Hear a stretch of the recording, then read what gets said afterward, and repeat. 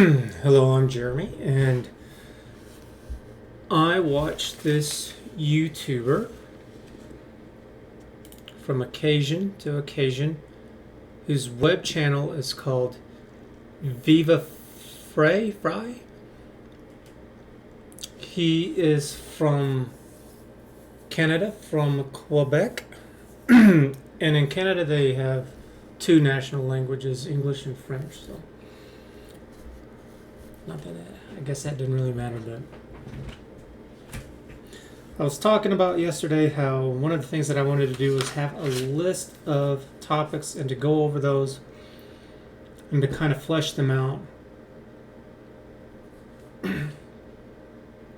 I have experts who I try to listen to, or people who are at least knowledgeable. So I listen to Jordan Peterson whenever it comes to psychology. I listen to Dr. Rhonda Patrick whenever it comes to nutrition, especially with the gut biome. There is this Jeremy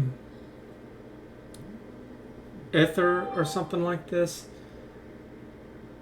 and he is really good with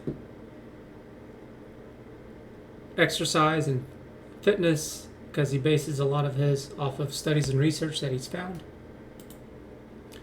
And then I like listening to this guy whenever it comes to matters of law. And Ben Shapiro too, because he did go to, I don't know which one, Harvard or Yale. He went to one of the two.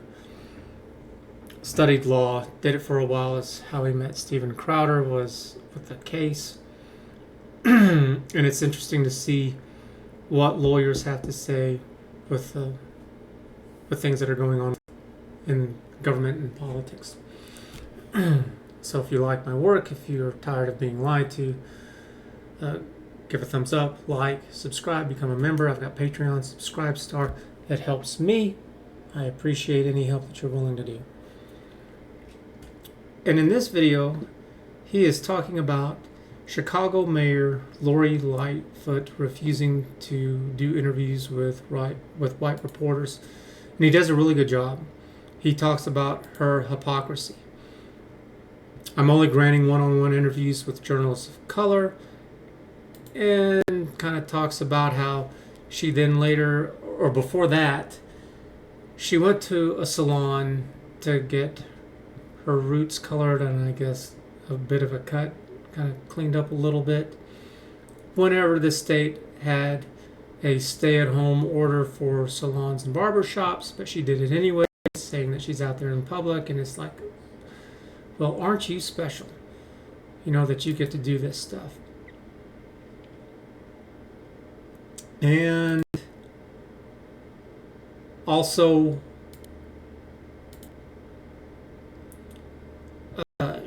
she went out and she joined the crowd in celebrating whenever Biden and Harris wins as COVID-19 cases surge.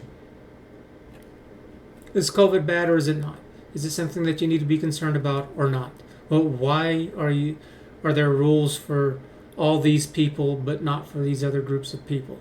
It's hypocrisy, it's double standards.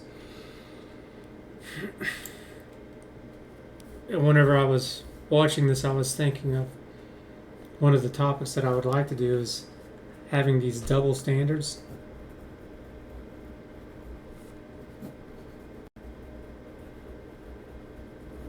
Got politicians' place.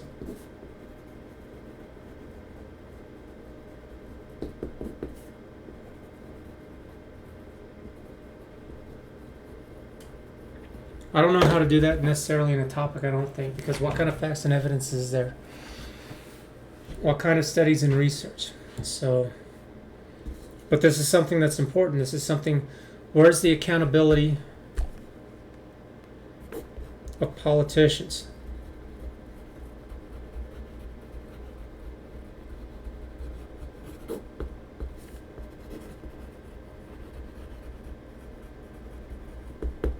So I'm going to do this, but I might have to come up with maybe a second SOP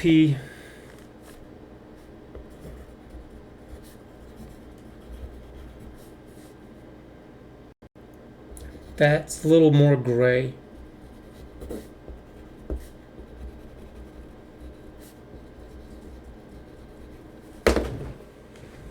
because it's not like everything's just going to fall under the same setup that I already have. But it's really interesting listening to a lawyer give his views and what's legal and what's not. Because even though he's over there in Canada, he still has a really good idea as to what the law is here in America. And he brings up instances where, and this is something that I've been paying a little bit of attention to, is that white farmers sue Biden's administration alleging racial discrimination in stimulus package. And then again with restaurants giving a preference to certain races or sexes. It's like that is 100% illegal. We have laws against this stuff. So why aren't these laws being implemented against these politicians? Why are they not being arrested, fined, being handcuffed, having to go before a judge? Why aren't they losing their jobs? Where's the accountability for these people? And then he wanted to also look into, she was talking about how all these reporters are white males, and then he goes and looks at how many white people are there and how many are male, and it was like over half of the city was white. Big surprise there. And then the rest of it was like black people, Hispanic people, Asians, and then like a catch-all minority group. So like if you were Hawaiian or Indian or whatever, you kind of fit into that. And then he also found that this person is a Latino reporter and that their interview request was granted for today. However, she didn't do it. And then that there were others who were not white males and they were being refused, and she was being criticized because the majority of her critics were these reporters, and they just happen to be white and male, and it's this big back and forth that they're all kind of doing, just throwing racists around. And then here's another video, and he works with this guy, with Mr. Barnes, who's a lawyer, and they're talking about HL 179 legislation to censor what therapists can discuss with patients on gender. And Barnes is an American lawyer, and he's like, oh yeah, this stuff with the farmers and the restaurants is absolutely going to get shot down, and it's going to be shown that yes, this is racist. No, you can't do this. Part of the problem though is that they only have like $26 billion or no, $9 billion, and 56 billion is being requested, and they've already, a large part of it has already been handed out, and what's being asked for well exceeds what they have budgeted.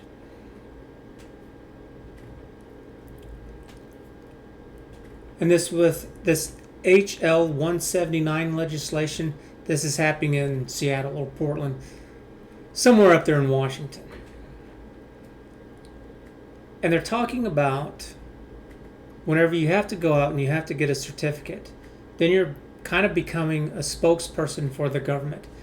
And the government is trying to say that if you are a therapist, so a little history with this.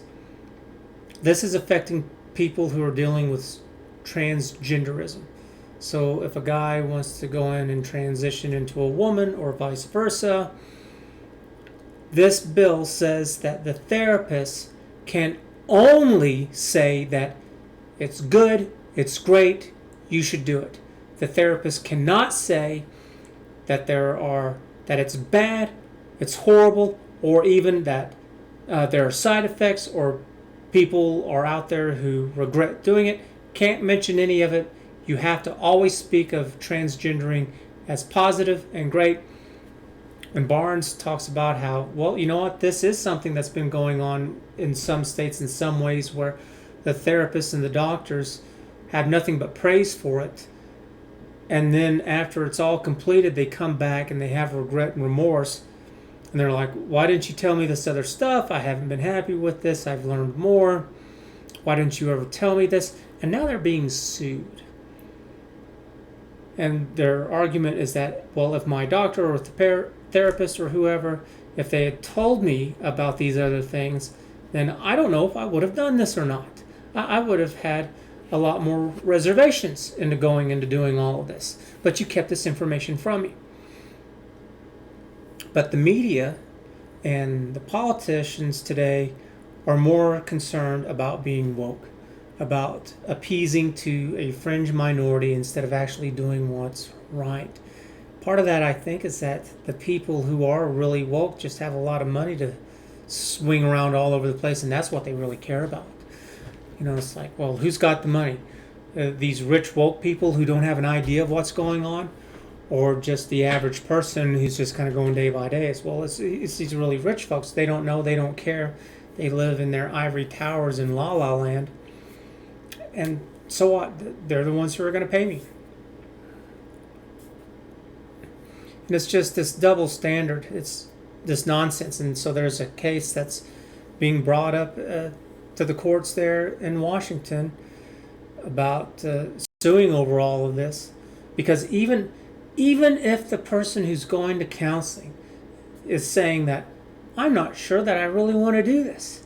And I keep hearing all this stuff kind of for it, but I still don't know. I don't think this is something that I want to do. If they're leaning more towards, I don't want to do this, you still can't help them out with that. Even though you may believe that, they may believe that, the therapist and the patient may all believe this, can't do it.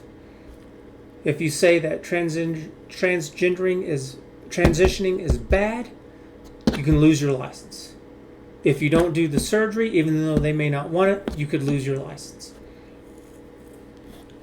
And it's a really good discussion where Mr. Barnes talks about that having to go off and to get certified is just a way for the government to be able to control what it is that you say and what you do.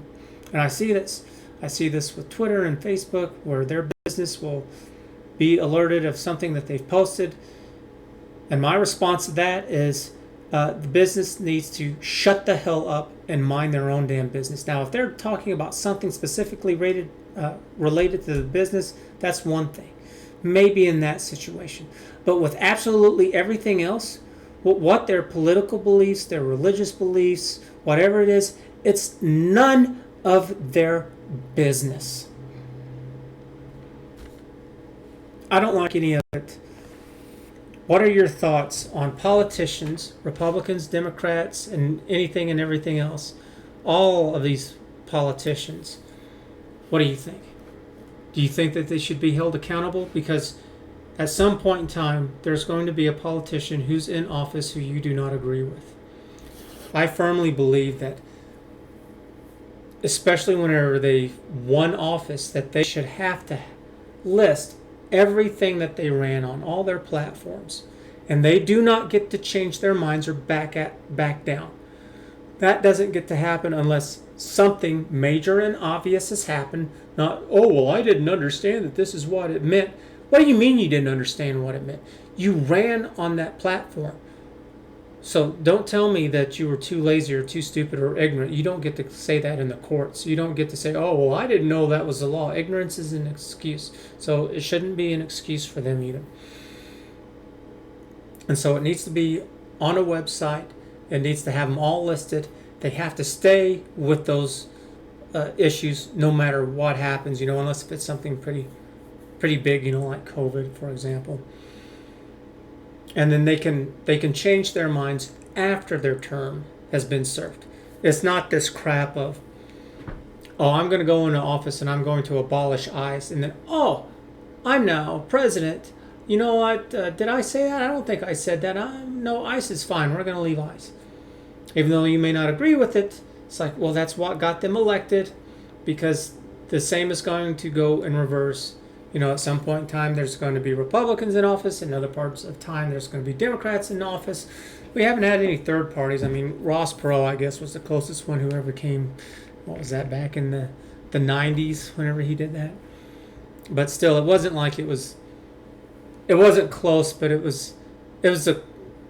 I think he garnered more support than any other third party candidate, at least during my lifetime. So, if you like these videos and you enjoy what I'm doing, I'd appreciate it if you would help me out by working against the algorithm that YouTube and Bitchute and all of them have to helping me by giving it a thumbs up and a like, hitting that subscribe button. I've got Patreon and Subscribe Star as well.